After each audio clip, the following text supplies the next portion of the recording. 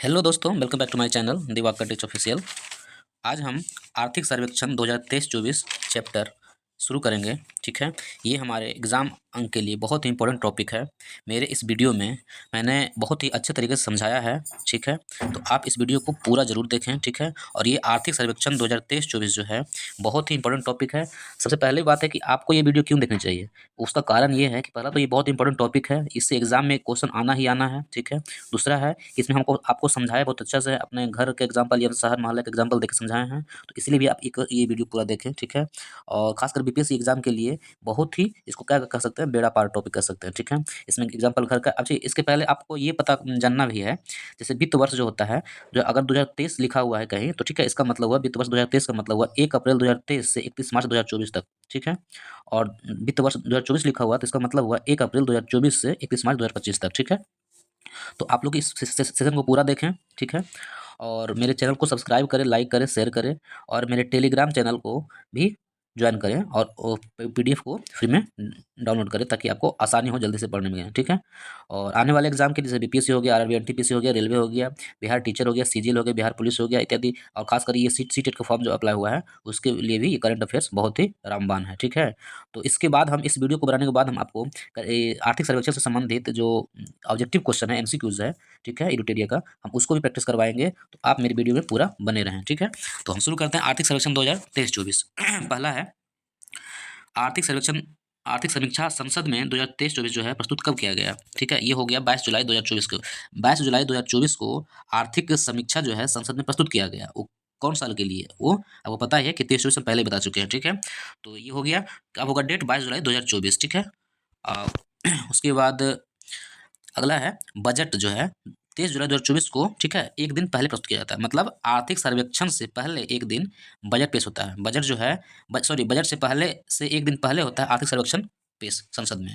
मतलब बजट बाद में पेश होगा, आर्थिक सर्वेक्षण पहले पेश होगा संसद में। ठीक है, अच्छा, इसके इसके बाद जो है ये किनके मार्गदर्शन में तैयार किया जाता है। आर्थिक सर्वेक्षण जो होता है वो क्या होता है, किनके मार्गदर्शन में तैयार किया जाता है। ठीक है, तो ये होगा वित्त मंत्रालय के मुख्य आर्थिक सलाहकार, ठीक है, एवं आर्थिक कार्य विभाग, किनके थी में वित्त मंत्रालय के मुख्य आर्थिक सलाहकार और आर्थिक कार्य विभाग के आर्थिक प्रभाग द्वारा तैयार किया जाता है। ठीक है, और अच्छा, वित्त मंत्रालय के मुख्य आर्थिक सलाहकार कौन है, बी अनंत नागेश्वरन है। ठीक है, इसको याद रखेंगे, बहुत इंपॉर्टेंट है।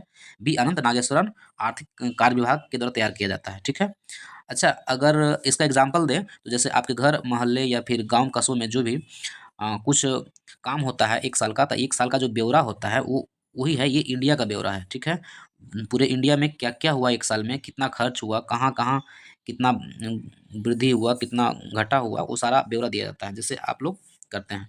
ठीक है, तो इसका है अगला है पहला आर्थिक समीक्षा पेश कब किया गया। पहला आर्थिक समीक्षा जो है उस 1950-51 में पेश किया गया था, और 50-51 से लगातार 1964 तक, ठीक है, आर्थिक समीक्षा जो है पेश किया जाता रहा। अलग अलग, आम बजट अलग, आर्थिक समीक्षा अलग। कब कब कब तक, 1964 तक। ठीक है, उसके बाद 1964 से क्या हुआ, आर्थिक बजट अलग कर दिया गया और आर्थिक समीक्षा अलग पेश किया गया। तो आर्थिक समीक्षा जो होता है एक दिन पहले होता है बजट से, और बजट एक दिन बाद होता है। ठीक है, जैसे 22 जुलाई को हुआ। ठीक है, देख रहे हैं 22 जुलाई को 2024 को क्या हुआ, आर्थिक समीक्षा पेश हुआ। ठीक है, और बजट से एक दिन पहले हुआ पेश, और 23 जुलाई को हुआ बजट पेश। ठीक है, 23 जुलाई को बजट पेश हुआ और 22 जुलाई को 2024 को आर्थिक समीक्षा पेश किया गया। ठीक है, अच्छा, अ, उसके बाद जो है आर्थिक समीक्षा जो है इसको कितने अध्यायों में बांटकर अध्ययन किया गया। आर्थिक समीक्षा जो पेश किया गया उसको कितना अध्याय में, 13 अध्याय में, याद रखेंगे, बहुत इंपॉर्टेंट है। 13 अध्याय में बांटकर पेश किया गया। वो 13 अध्याय क्या है, पहला है, आप देख लीजिए, पहला है अर्थव्यवस्था की स्थिति, मतलब पूरी इंडिया में क्या स्थिति है अर्थव्यवस्था का, उसके बारे में बताया हुआ, जो कि वो निरंतर आगे बढ़ते हुए है, डाउनफॉल नहीं है, आगे है। ठीक है, और दूसरा जो है वो क्या है, मौद्रिक प्रबंधन और वित्तीय मध्यस्थता, स्थिरता, स्थिरता ही मूल मंत्र है। ठीक है, पहला अर्थव्यवस्था हो गया की स्थिति हो गया, दूसरा मौद्रिक प्रबंधन हो गया, तीसरा है कीमतें और मुद्रास्फीति नियंत्रण। ठीक है, क्या है तीसरा, कीमतें और मुद्रास्फीति नियंत्रण में बाह्य क्षेत्र समृद्धि के बीच स्थिरता। ठीक है, चौथा है बाह्य क्षेत्र समृद्धि के बीच स्थिरता। पांचवा है मध्यम अवधि परिदृश्य, नए भारत के लिए विकास दृष्टि, मध्यम अवधि परिदृश्य, पांचवा हो गया। ठीक है, पांचवा अध्याय हो गया। अब छठा अध्याय कौन है, छठा अध्याय देखिए आप, जलवायु परिवर्तन है और ऊर्जा संक्रमण है। ठीक है, उसके बाद सामाजिक क्षेत्र है, फिर रोजगार और कौशल विकास है। ठीक है, उसके बाद 9 है कृषि और खाद्य प्रबंधन, हम एक ही जगह लिख दिए पहले, ठीक है। यदि हम सही कर ले तो कृषि में बढ़ोतरी अवश्य है। 10वां है उद्योग है मध्यम और लघु, ठीक है, एमएसएमई। और 11वां है सेवा क्षेत्र, विकास के अवसरों को बढ़ावा देना है। और 12वां अवसंरचना है, इंफ्रास्ट्रक्चर, ठीक है। और 13वां क्या है, वो है जलवायु परिवर्तन और भारत, ठीक है। हमें इस समस्या को अपने नज़रिए से देखना चाहिए, ठीक है। तो इस तरह से 13 जो है टोटल अध्याय है, और 13 अध्याय में आर्थिक सर्वेक्षण को पूरा डिस्क्राइब किया गया है। तो हम हैंड खुद से नोट बनाए हैं, और आपके लिए हम आपको 2-3 बार वीडियो जरूर देखें, जिससे आपका ये आर्थिक सर्वेक्षण 2023-24 कंप्लीट हो जाए, ठीक है। तो पहला हम देखते हैं अर्थव्यवस्था की स्थिति भारत में क्या है, ठीक है। तो भारत में अर्थव्यवस्था की जो स्थिति है वो अब देखिए कि वैश्विक अर्थव्यवस्था की वृद्धि कितना है, 3.2% है। कितना है वैश्विक अर्थव्यवस्था की वृद्धि, 3.2% 2023 में, ठीक है। अच्छा, वर्तमान मूल्यों पर कुल जीवीए में हिस्सा कितना है, कृषि में हो गया 17.7%, उद्योग में ही हो गया 27.6%, और सेवा में हो गया 54.7%। कितना हो गया, सेवा सबसे अधिक है 54.7%, उद्योग है 27.6%, और कृषि है 17.7%, ठीक है। इसको याद रख लेंगे, बहुत इंपॉर्टेंट है। वर्तमान मूल्यों पर जीवीए, अच्छा जीवीए का फुल फॉर्म क्या होता है, ग्रॉस वैल्यू एडेड, सकल मूल्य वर्धित, ठीक है, या सकल मूल्य संवर्धन, ठीक है। अगला है पॉइंट, विनिर्माण क्षेत्र में वृद्धि कितना हुआ वित्त वर्ष 24 में, इसका है आंसर 9.9% विनिर्माण क्षेत्र में, ठीक है, 9.9%। अच्छा, अगला पॉइंट है देश में मुफ्त खाद्यान्न उपलब्धता कितना, 81.4 करोड़ लोगों को सरकार के द्वारा उपलब्ध किया गया। कितना लोगों को, 81.4 करोड़ लोगों को। जैसे मान लिया आपका घर है, कस्बा है, उसमें जो है कितने लोग भूखे हैं, कितने लोग खाए हैं, मतलब तो उसके लिए उपलब्ध हुआ अनाज, तो कितना हो गया, 81.4 करोड़, ठीक है। जनधन खाता जो है, जनधन लाभार्थी जो है वो कितना हो गया इस साल 23-24 में, 51.6 करोड़, ठीक है। कितना है, 51.6 करोड़, ठीक है। और पूंजीगत व्यय जो वित्त वर्ष 24 में है 9.5 लाख करोड़, क्या है, 9.5 लाख करोड़। अच्छा, अगला पॉइंट है भारत का सेवा निर्यात 2024 में वो कितना हो गया, 34.1 बिलियन यूएस डॉलर, ठीक है, यानी अरब डॉलर। 34.1 बिलियन, सॉरी 34 पॉइंट नहीं, 341.1 बिलियन अरब डॉलर है, ठीक है। बिलियन यूएस डॉलर या अरब डॉलर बोले, ठीक है। कितना भारत का सेवा निर्यात, मतलब सेवा क्षेत्र जो होता है, जैसे टेलीफोन हो गया, बैंक हो, सॉरी बैंक का सर्विस हो गया, पोस्ट ऑफिस का सर्विस हो गया, सब क्या है, सेवा क्षेत्र है। तो इसमें जो है 2024 में वित्त वर्ष 341.1 बिलियन यूएस डॉलर का निर्यात हुआ, ठीक है। उसके बाद एफपीआई प्रवाह जो है वित्त वर्ष 24 में 44.1 बिलियन यूएस डॉलर रहा, ठीक है। ये पॉइंट जो आपको आप लोग याद तो जरूर कर लेंगे, ठीक है, ये 2-3 बार वीडियो देख के, बहुत इंपॉर्टेंट टॉपिक है। और एफपीआई का फुल फॉर्म क्या होता है, फॉरेन पोर्टफोलियो इन्वेस्टमेंट, और एफडीआई का फॉरेन डायरेक्ट इन्वेस्टमेंट, ठीक है। तो एफपीआई में 44.1 बिलियन यूएस डॉलर रहा, और एफडीआई में 226.5 बिलियन यूएस डॉलर रहा, ठीक है, इस वर्ष, ठीक है। अगला पॉइंट है, अगला पॉइंट देख लीजिए कि आर्थिक समीक्षा के अनुसार भारत की जीडीपी में वृद्धि और राजकोषीय घाटा का अनुमान बताया गया है, ठीक है। तो जीडीपी में वृद्धि जो है वो 22-23 का संशोधित अनुमान जो है ये 7.0% वृद्धि था, ठीक है। जबकि राजकोषीय घाटा जो था वो कितना था, वो था 6.4%, ठीक है। ये हो गया जीडीपी वृद्धि हो गया कब, 22-23 का, ठीक है। तो ये और 6.4% ये घाटा था। अच्छा, 23-24 की बात किया जाए, अंतरिम अनुमानित है, अभी पूरा तो 24 हुआ नहीं, ठीक है।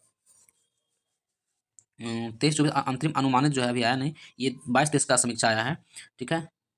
अनुमानता 23-24 में अंतरिम अनुमानता जो है 8.2%, कितना है, 8.2% जीडीपी में वृद्धि होगा, और राजकोषीय घाटा 5.6%, ठीक है।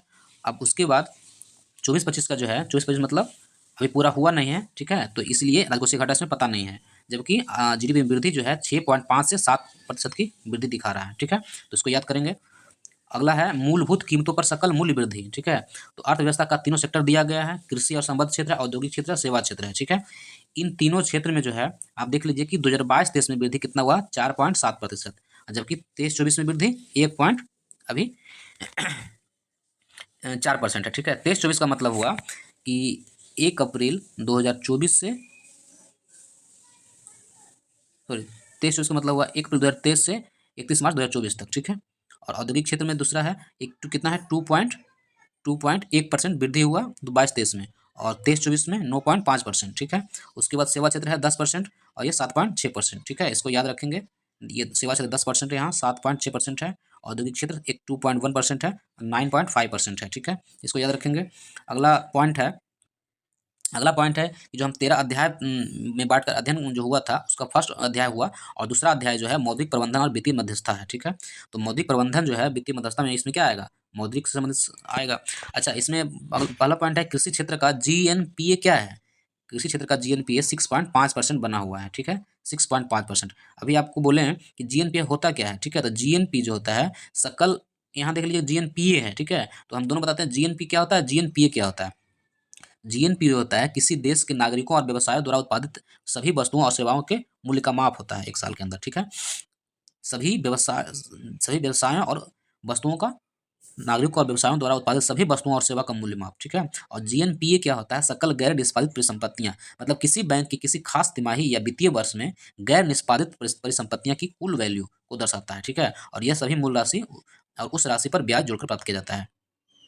हो गया जीएनपीए और जीएनपी। ठीक है, अगला पॉइंट है प्रोजेक्ट नेक्सस। प्रोजेक्ट नेक्सस क्या है, तो प्रोजेक्ट नेक्सस में आरबीआई शामिल हुआ है। वो क्या करेगा, आरबीआई जो है ये 4 देश जो आसियान देश है वो है मलेशिया। ठीक है, मलेशिया है, सिंगापुर है, फिलीपींस है, थाईलैंड है, और ये 4 देश के साथ जो है भारत फास्ट पेमेंट सिस्टम 2026 तक जोड़ना है भारत ये आरबीआई को। आरबीआई क्या करेगा, किस प्रोजेक्ट के तहत, प्रोजेक्ट नेक्सस के तहत आरबीआई जो है ये 4 देश के फास्ट पेमेंट के साथ भारत का फास्ट पेमेंट जोड़ेगा 2026 तक। ठीक है, इसका ये काम है। ठीक है, अगला प्रश्न, अगला है पॉइंट यूपीआई जो है, यूपीआई ट्रांजेक्शन अगर 22-23-24 की में बात की जाए, फाइनेंशियल ईयर 23-24 में, तो यूपीआई ट्रांजेक्शन जो हुआ है 200 लाख करोड़ रुपया हुआ वित्त वर्ष 24 में। ठीक है, कितना लाख करोड़ रुपया याद रखेंगे, 200 लाख करोड़ रुपया यूपीआई ट्रांजेक्शन हुआ, मतलब यहाँ जो है जितने सारे लोग ट्रांजेक्शन करते हैं पैसा का लेन देन वो 200 लाख करोड़ रुपया हुआ।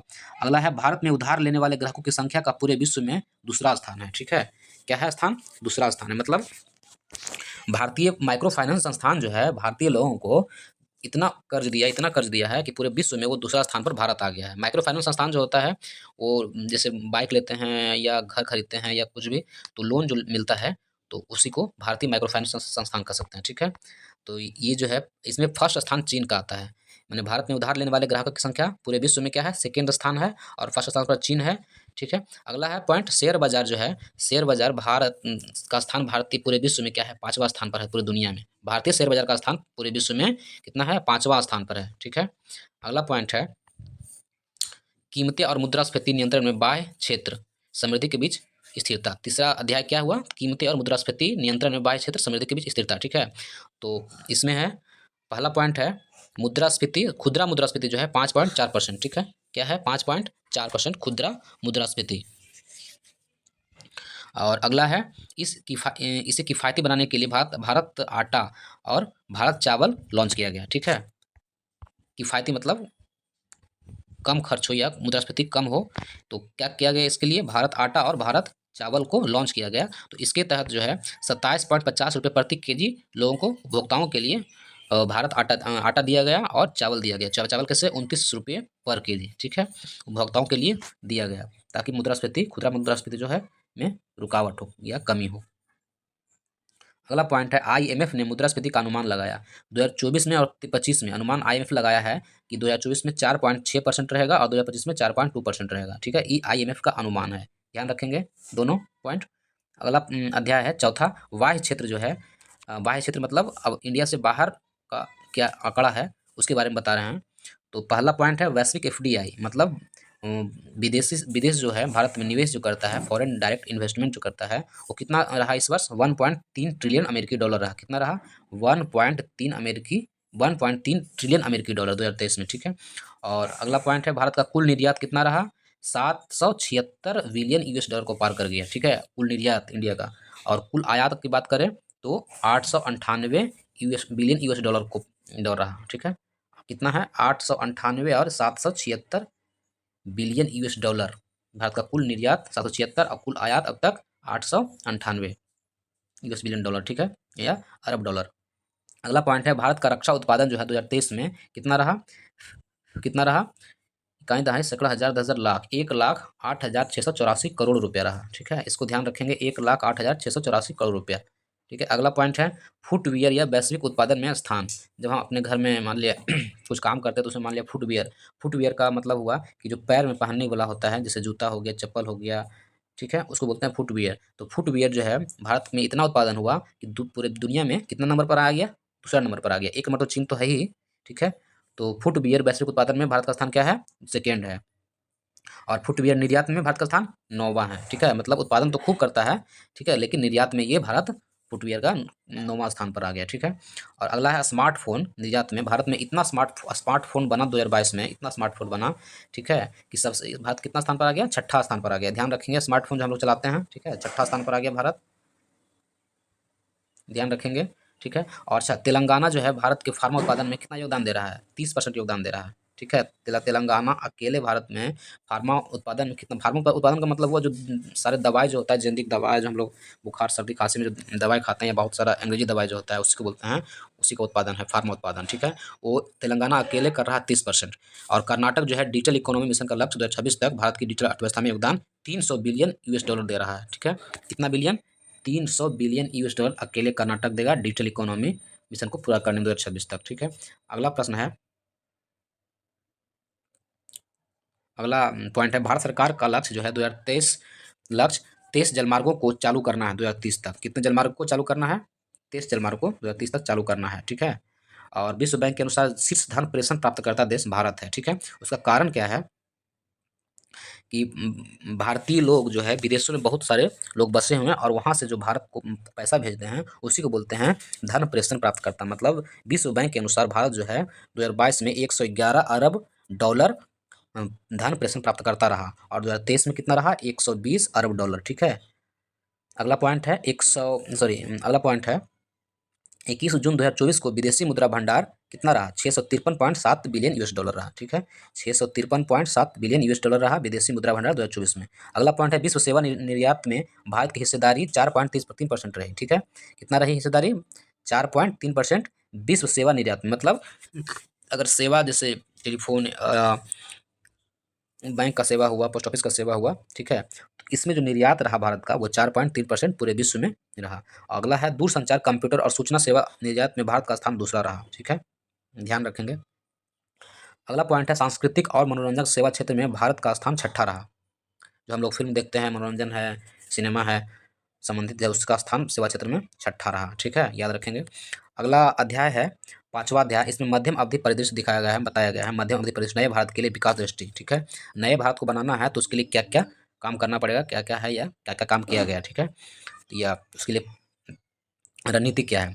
तो ये जो अमृत काल के विकास रणनीति है, ठीक है, इसमें 6 पॉइंट प्रमुख है, ठीक है, 6 पॉइंट पर आधारित है अमृत काल का विकास। तो इसमें जो है निजी निवेश को बढ़ावा देना है, क्या है, निजी निवेश को बढ़ावा देना। दूसरा है MSME का विस्तार करना है। तीसरा है विकास इंजन के रूप में कृषि, ठीक है। चौथा है हरित परिवर्तन को वित्त पोषित करना, ठीक है, मतलब अधिक से अधिक पेड़ लगाना, जल संरक्षण, एनर्जी संरक्षण, ठीक है। उसके बाद है 5वां, शिक्षा रोजगार अंतर को पाटना। मतलब अगर कोई व्यक्ति शिक्षित तो है लेकिन बेरोजगार है, तो ये जो अंतर है इसको पाटना, ये लक्ष्य रहा। उसके बाद राज्यों की क्षमता निर्माण पर फोकस रहा, ठीक है, राज्य अधिक से अधिक विकसित हो, विकास करे, उसके लिए फोकस रहा, ठीक है। 6 लक्ष्य जो है इसमें फोकस रहा, ठीक है। अगला पॉइंट है, भारत के कामकाजी आयु वर्ग की आबादी जो है 15 से 59 वर्ष, ठीक है, याद रखेंगे। भारत की कामकाजी आयु जो है वर्ग की आबादी कितना है, 15 से 59%, ठीक है।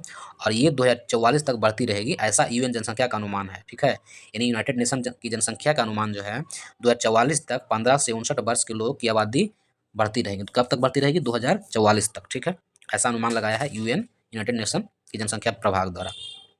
अगला पॉइंट है, भारत की बढ़ती आबादी का 65% हिस्सा 35 वर्ष से कम आयु का है। ये भी बताया गया है वो उसको कि 35 वर्ष से कम आयु का हिस्सा, मान लें 100 व्यक्ति है भारत में, एक बात का मतलब, ठीक है, तो उसमें से 65 लोग जो है 35 वर्ष से नीचे हैं, ठीक है।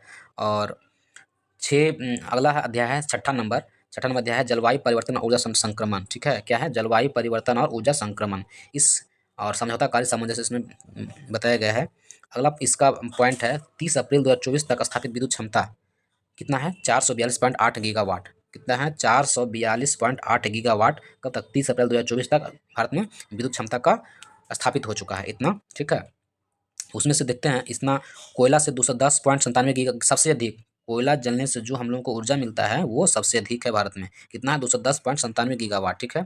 अच्छा, सौर ऊर्जा से जो सौर प्लेट है, या हाँ सौर प्लेट ही है, तो इससे जो ऊर्जा भारत में मिलता है 82.64, यानी सेकेंड स्थान है कोयला के बाद, ठीक है। कितना है, 82.64। अगला पॉइंट है बड़ी हाइड्रो, हाइड्रो मतलब जो जल से जो विद्युत बनता है, बहुत बड़े बड़े नदी पर जो डैम बना हुआ है तो उससे जो ऊर्जा मिलता है भारत को वो 46.93% है। ठीक है, कितना है? 46.93%। उसके बाद पवन ऊर्जा कितना है? 46.16%। और गैस ऊर्जा 24.82%। ठीक है, इसको ध्यान रखेंगे। ठीक है, अगला पॉइंट है सरकार ने फरवरी 2023 में 16,000 करोड़ के सॉवरेन ग्रीन बॉन्ड जारी किए हैं। ठीक है, अच्छा सॉवरेन ग्रीन बॉन्ड होता क्या है? ठीक है, ये जो होता है नीचे लिख दिए हैं, ये बगल में है। ठीक है, सॉवरेन ग्रीन बॉन्ड आप देख लेंगे, यह एक प्रकार का क्या है? सरकारी ऋण होता है। ठीक है, जिससे विशेष रूप से न्यून कार्बन अर्थव्यवस्था में भारत की परियोजनाओं को वित्त पोषित किया जाता है। ठीक है, तो कितना है इसका? 2023 में 16,000 करोड़। ठीक है, जारी किया है ऋण। उसके बाद इसके बाद जो है अक्टूबर 2023 में 2,000 करोड़ जारी किए। 16,000 करोड़ जनवरी फरवरी 2023 में, और अक्टूबर दिसंबर में 2,000 करोड़ सॉवरेन ग्रीन बॉन्ड जारी किया भारत सरकार। ठीक है, अगला पॉइंट है 7वां जो है सामाजिक क्षेत्र के बारे में बताया गया है। जो इस 2023-24 में सामाजिक क्षेत्र में जो वृद्धि हुआ, कमी हुआ, प्रोग्रेस किया, नहीं प्रोग्रेस किया, उसके बारे में है। तो शीर्ष प्राप्तकर्ता राज्य मतलब जो है, अगर केंद्र से धन लेगा तो उसमें सबसे अधिक धन लेने वाला महाराष्ट्र है। ठीक है, शीर्ष प्राप्तकर्ता राज्य महाराष्ट्र दूसरा स्थान पर है, कर्नाटक तीसरा में है, गुजरात। मैंने इन तीनों राज्यों को सबसे अधिक धन दिया गया और वो विकास भी किया। ठीक है, अगला पॉइंट है आयुष्मान, ये हो गया तीनों। अगला पॉइंट है आयुष्मान भव अभियान। आयुष्मान भव अभियान क्या है? तो इसके बारे में बता रहे हैं। आयुष्मान भव अभियान ध्यान रखेंगे, इसका मतलब हुआ कि गांव कस्बों में चयनित स्वास्थ्य सेवाओं को संतृप्त करने और नागरिकों को सरकार की प्रमुख योजनाओं के बारे में जानकारी देने के लिए किया गया है। ठीक है, गांव कस्बों में स्वास्थ्य योजनाओं को संतृप्त मतलब संतुलित करने के लिए या ठीक ठाक करने के लिए, और वहाँ के लोगों को सरकारी योजनाओं के बारे में बताने के लिए आयुष्मान भव अभियान चालू किया गया है। ठीक है, अगला पॉइंट है एम्स देवघर में 10,000वें जन औषधि केंद्र उद्घाटन किया। मतलब इसके पहले 9,999 जन औषधि केंद्र था, और जो लास्ट हुआ 10,000वां जो है वो एम्स देवघर में स्थापित किया गया जन औषधि केंद्र। ठीक है, अगला पॉइंट है पोषण भी पढ़ाई भी। ये जो एक योजना है, ये शुरुआत हुआ था मई 2023 में। ठीक है, पोषण भी पढ़ाई भी। ठीक है, पोषण भी और पढ़ाई भी कब शुरू हुआ? मई 2023 में शुरू हुआ। अगला पॉइंट है राष्ट्रीय स्तर पर जन्म के समय लिंगानुपात कितना था? 2023-24 में 930। इसका मतलब हुआ कि 1,000 बच्चा जन्म लेता है, उसमें से 930 बच्चा जीवित रहता है, बाकी 70 बच्चा जो है वो डेथ कर जाता है। ठीक है, इसीलिए लिंगानुपात वही हुआ। ठीक है, तो कितना था? 2023-24 में 930 था। ध्यान रखेंगे, बहुत इंपॉर्टेंट है। ठीक है,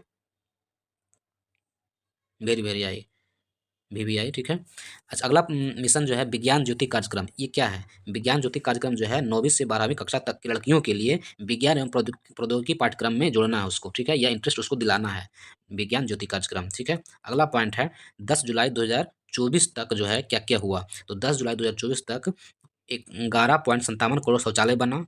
किसके तहत? स्वच्छ ग्रामीण मिशन के तहत। ठीक है, उसके बाद 34.7 करोड़ आयुष्मान कार्ड। ठीक है, आप ध्यान रखेंगे यहाँ लिखा हुआ है 11.57 करोड़ शौचालय बना। किसके तहत? स्वच्छ भारत मिशन ग्रामीण के तहत। उसके बाद 34.7 करोड़ आयुष्मान कार्ड बना। ठीक है, जो इलाज होता है, अगर आप कार्ड बना लेते हैं तो सरकार 5 लाख तक के अंदर का आपका इलाज फ्री होगा, जो हॉस्पिटल गवर्नमेंट से अप्रूव्ड रहेगा। उसके बाद जो है 10 जुलाई 2024 तक 2.63 करोड़ घर बना। कितना घर बना? 2.63 करोड़ PM आवास ग्रामीण के तहत। ठीक है, अगला पॉइंट है भारत मानसिक विकार कवर PMJAY के तहत करता है। कितना? 22 मतलब 22 तरह के रोग जो है, ठीक है, वो कवर कर रहा है प्रधानमंत्री जन आरोग्य योजना के तहत। ठीक है, किस योजना के तहत? प्रधानमंत्री जन आरोग्य योजना के तहत।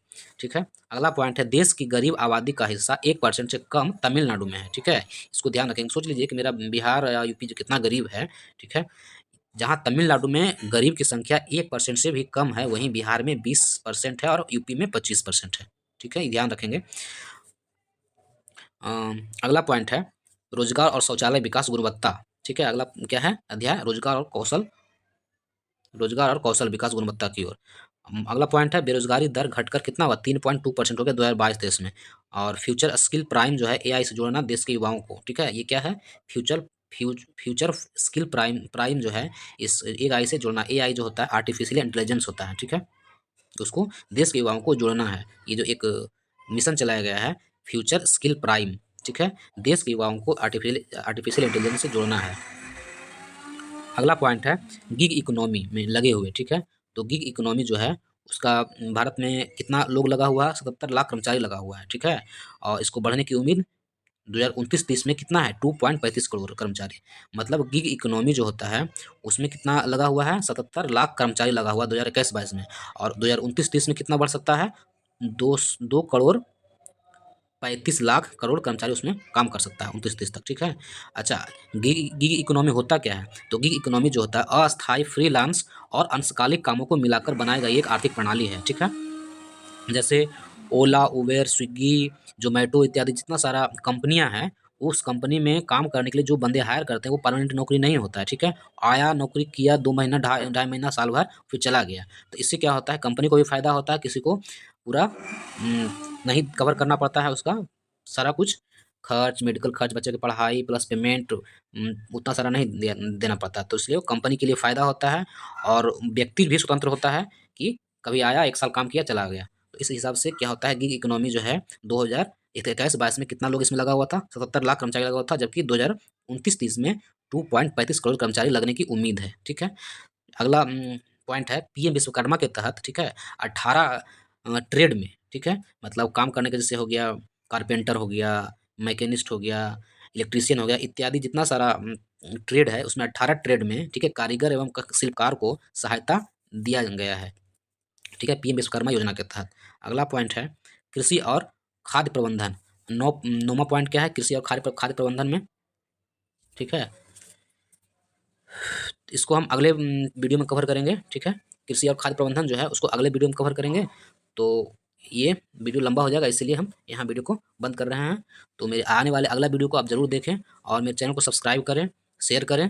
ठीक है, और अपने दोस्तों में भी भेजें और कमेंट करें। ठीक है, थैंक यू दोस्तों।